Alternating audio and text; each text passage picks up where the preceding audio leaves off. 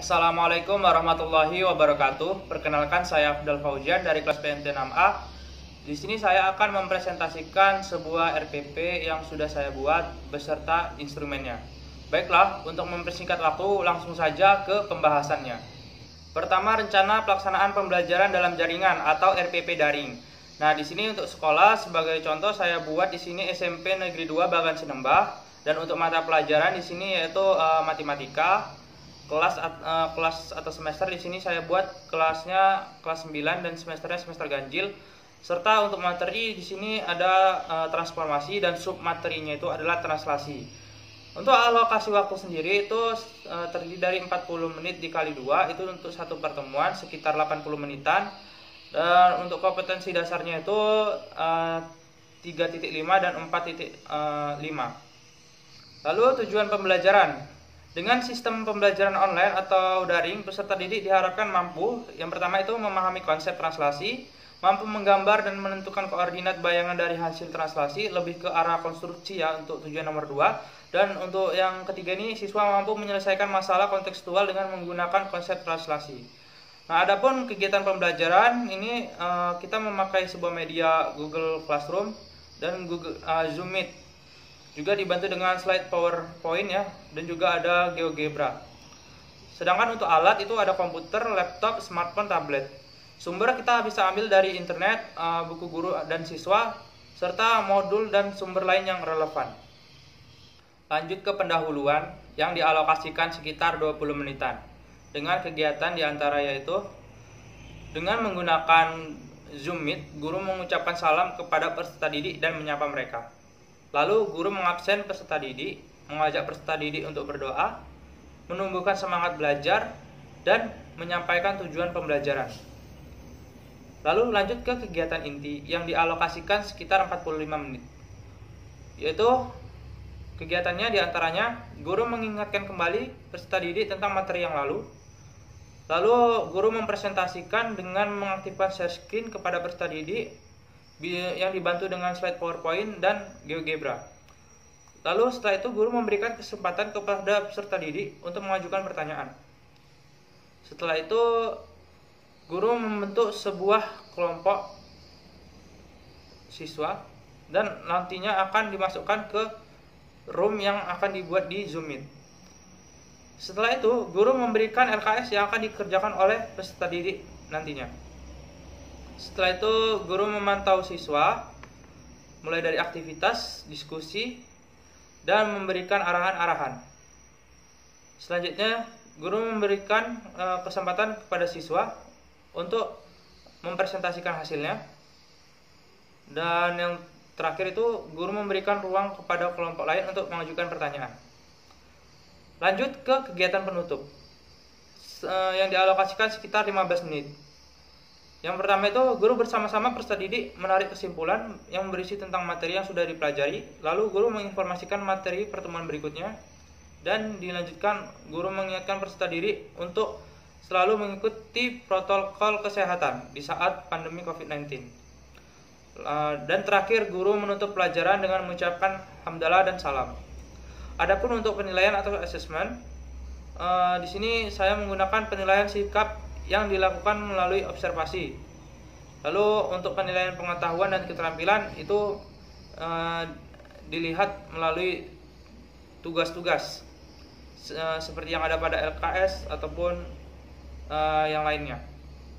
LKS ini merupakan LKS yang terintegrasi dengan keislaman. Di sini Anda bisa lihat pada kegiatan 1 di mana ada sebuah cerita yang secara gamblang menunjukkan bahwasanya LKS ini merupakan LKS yang terintegrasi dengan nuansa Islami. Adapun lainnya, di sini juga ada foto sebuah masjid yang diisi oleh jamaahnya. Lalu di sini saya juga menambahkan sebuah hadis singkat yang bisa dilihat oleh peserta didik. Adapun lainnya, LKS ini merupakan LKS berbasis creative problem solving. Anda bisa lihat dari sintaks yang saya paparkan di sini. Yang pertama itu adalah klarifikasi masalah, pengungkapan pendapat, penilaian dan pemilihan, serta implementasi. Lalu di akhir, siswa juga dapat memberikan kesimpulannya tentang apa yang ia temukan dari permasalahan yang sudah dipaparkan di atas. Di akhir LKS, di sini ada evaluasi. Evaluasi ini adalah sebagai indikator dari instrumen penilaian yang nantinya akan saya jelaskan. Lanjut ke instrumen penilaian. Pada instrumen penilaian yang dipakai oleh RPP di atas, yang pertama itu adalah lembar observasi. Lembar observasi ini digunakan untuk menilai sikap dan perilaku peserta didik selama mengikuti proses kegiatan pembelajaran. Bentuk dari lembar observasi yang saya buat adalah sebagai berikut. Ada beberapa indikator yang bisa diukur, yaitu rasa ingin tahu, saling menghargai, berpikir kritis, sopan santun, tekun, dan disiplin. Selanjutnya, yaitu adalah instrumen penilaian keterampilan. Nah, pada instrumen penilaian keterampilan ini, kita bisa menilai siswa itu berdasarkan keahliannya dalam memanfaatkan pengetahuannya. Bisa dilihat di sini, yang pertama itu adalah penilaian unjuk kerja, yaitu dapat diartikan sebagai wujud apresiasi hasil kerja siswa sekaligus mengetahui proses siswa dalam menyelesaikan persoalan. Selain penilaian unjuk kerja, ada juga penilaian presentasi, di mana di sini guru menilai peserta didik ketika peserta didik itu mempresentasikan hasil kerja yang dilakukan oleh seorang individu atau kelompok individu. Lalu ada instrumen penilaian pengetahuan. Instrumen ini digunakan oleh pendidik atau guru untuk menilai atau mengukur kemampuan peserta didik berupa pengetahuan yang faktual, konseptual, prosedural, metakognitif, atau kecakapan dalam berpikir. Bentuk dari instrumen penilaian pengetahuan itu adalah sebagai berikut. Selanjutnya yaitu adalah RPP luring atau luar jaringan.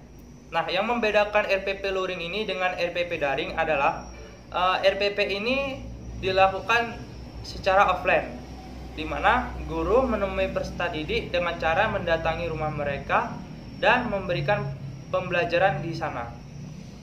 Nah, untuk kegiatannya sendiri ini masih tidak jauh beda dengan RPP tatap muka, namun hanya saja ini terbatas oleh media dan alat, di mana untuk penilaiannya sendiri dari RPP luring ini itu masih sama dengan penilaian RPP daring, yaitu penilaian sikap yang dilakukan melalui proses observasi.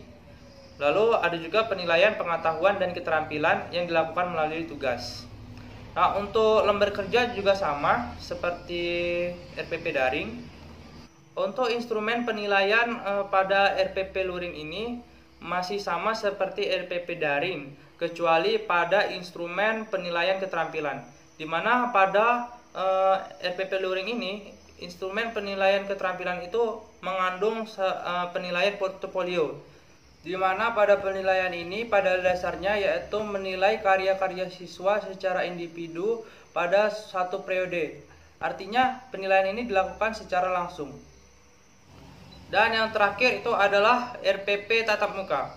Nah, untuk RPP tatap muka ini sangat lengkap sekali fasilitas yang digunakan, seperti medianya itu ada slide PowerPoint, dan juga ada GeoGebra, proyektor, alat peraga, dan untuk alatnya itu ada laptop, spidol penggaris, dan sumber itu bisa kita ambil dari mana saja ya, bisa dari internet, buku guru atau siswa, bisa juga modul dan sumber lain yang relevan yang bisa kita temukan di perpustakaan.